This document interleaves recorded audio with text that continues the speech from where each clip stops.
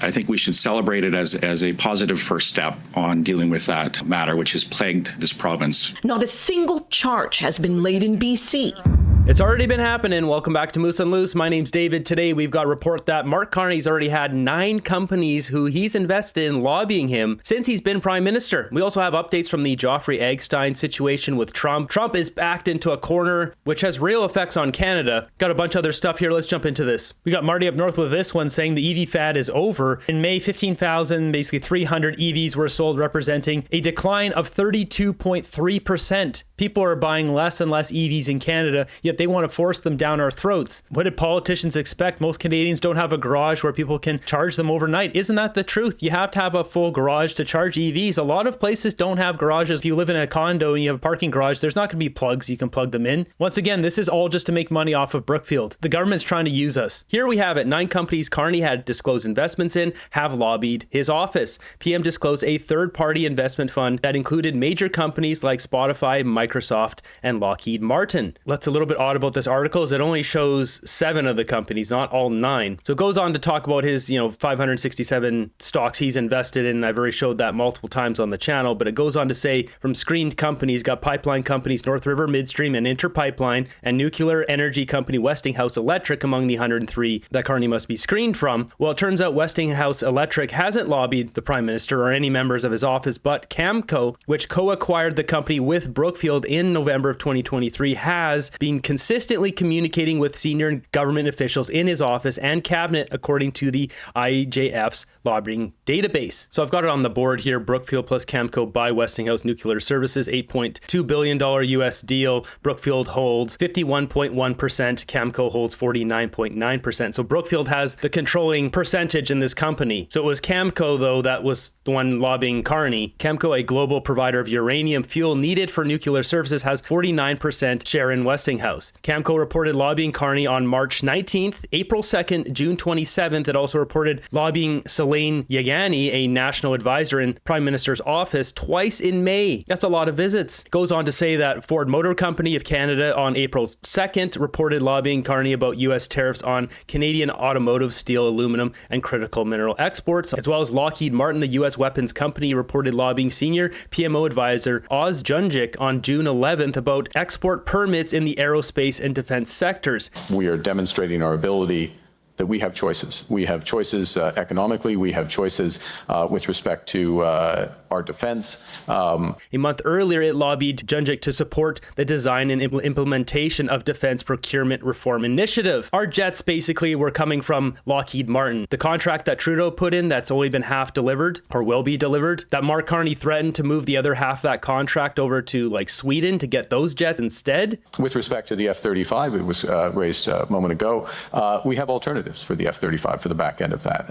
European alternatives that we could pursue. We have to weigh them in the best interests of Canada. That's why Lockheed Martin's worried here. It says on June 9th, Carney announced the federal government would invest $9 billion in defense while also planning to move away from U.S. defense suppliers. Lockheed Martin then starting to get a little bit spooked. Lockheed Martin is the recipient of the $19 billion contract for 88 F-35 fighter jets. This one right here, clearly a huge sore spot that really needs to be part of the negotiation. I mean, this should be right on the top of the list for negotiating with America, that will continue to buy those jets because that's a lot of money. Broader defense, whether it's air, sea, land, cyber, we have other partnerships that we can strike. And one of the things, as you will have heard, but I'll repeat, that we have been discussing with our European partners is becoming a full partner of Rearm Europe, Safe Europe, different acronyms for a major relationship that we can have that gives us diversification, new partners, new options, better value for money, potentially more domestic Canadian economic benefits.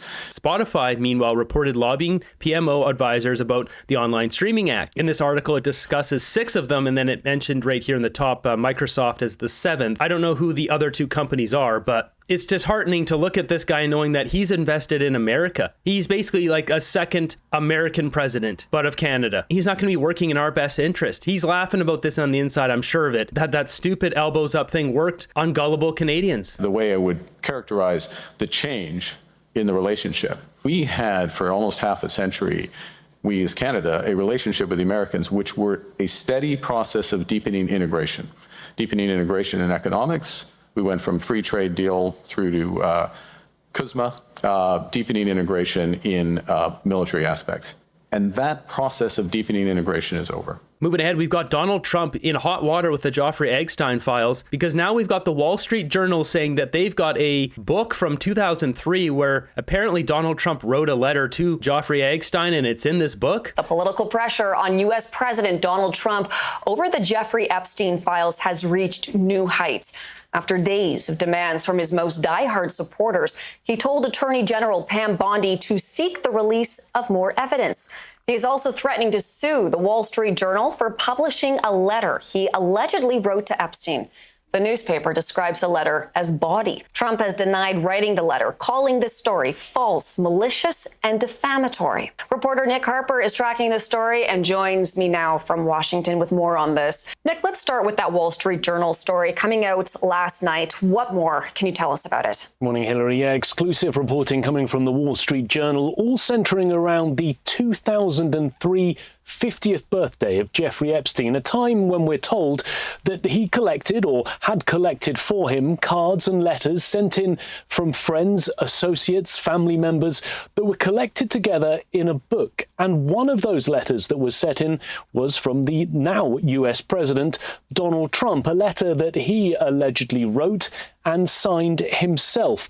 The Wall Street Journal, as you mentioned, describing this as bawdy. It included what seems to be a hand-drawn picture of a naked woman, and some of the lines that Donald Trump allegedly included in that letter were, "A pal is a wonderful thing. Happy birthday, and may every day be another wonderful secret." Now, of course, Donald Trump has been trying... Another wonderful secret? Yuck.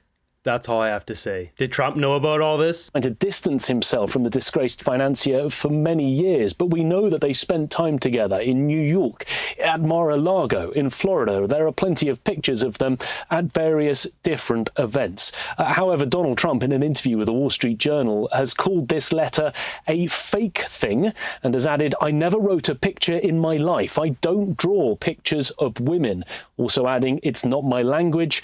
It's not my words." And a furious response from the US president on social media late last night, in which he said that the Wall Street Journal had been warned directly that the letter was a fake, and if they printed it, they will be sued. And that apparently now is the president's plan, to sue the Wall Street Journal over this, an action that he has said is defamatory on the part of the paper. We need to see this drawing, because if it's a crappy drawing, then likely if it comes from someone who doesn't draw, then it would make more sense. If it's a really good drawing and he has no history of drawing anything, then it would lead me to believe that he didn't draw it. This whole situation is it sums up society is what it is. The elite's getting away with everything and anything to the worst extent. That's why people want this solved. We want this opened up because it's the worst of the worst. Well, this is more of a side story in Canada. This is big news in America because they want to know that this rotten underbelly is getting cleaned out and they want people in jail. It's just weird that Trump would say he was going to release this stuff and then now he's not doing it. Did he think that people would just forget and he was just using that as a campaign thing because he knew that would rally people? And now that it's such a big thing, he's like, uh-oh, what do I do? Because people actually want this stuff released.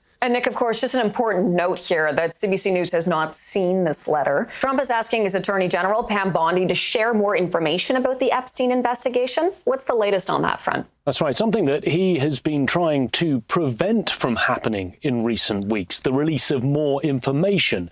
But late last night, after that story came out, he reported on social media that he had asked the Attorney General, Pam Bondi, to produce any pertinent grand jury testimony. He said that this was because of the ridiculous amounts of publicity given to Jeffrey Epstein. Now, she is trying to petition a judge in New York to get those transcripts released.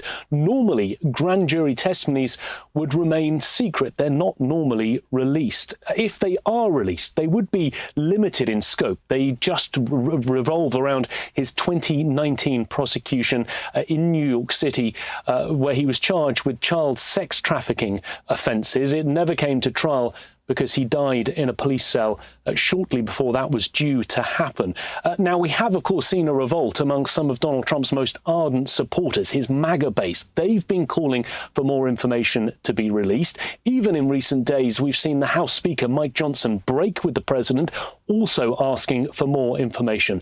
This was Mike Johnson's response last night as that Wall Street Journal story was breaking. You got to wonder if Jeffrey Epstein had all these connections, including with Trump. What did he know, and why did he suddenly perish in a jail cell before he was supposed to testify? There's a guy sharing a clip online showing that there's a couple minutes of the security footage that's been cut out from the jail. It appears somebody went in there and whacked him. That's what it looks like it happened. And likely they wanted to whack him because he knew some information about someone else that they didn't want out there. I think he's been very consistent. He wants to release all credible information and evidence, and that's in furtherance of his goal and what he stated. That's the position of all House Republicans, everybody in the party that I know.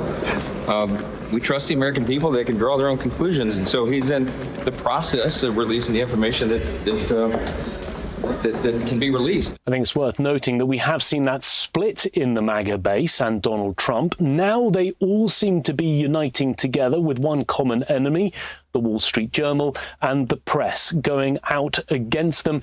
Obviously, Donald Trump aiming to sue the newspaper. But also the Justice Department is continuing to say that there is no incriminating client list amongst any of the Epstein files they have in their possession so far. Hillary? They're still saying there's no incriminating client list. This just stinks of corruption. This whole story stinks. There's a massive cover-up going on here. And the main problem with this story and the timing of this is Donald Trump is now going to be on edge. He's going to be nervous. He's going to be pissed off. He's going to be agitated. And that's the last person you want to negotiate a deal with. We might just get stuck with a 35% tariff agreement because Trump might be too annoyed to negotiate another deal. And Mark Carney is almost fully invested in America. When this gets finally announced, the CBC has to go on the air and said, well, Mark Carney tried hard, but the best deal he got was 35%. And Canadians find out that Mark Carney's invested in America and not Canada. Will there be a revolution in this country? I hope it doesn't get to that point. Hopefully we just go to the polls again and get rid of this corrupt government once and for all. Unfortunately, the sheep have to wake up at some point. And then the unfortunate part is it seems to be very hard to wake them up. Next up, we got this story here from Global News. Says frustration as extortion suspects released one day after high-profile arrests in BC. Why is that? Because crime doesn't matter in this country.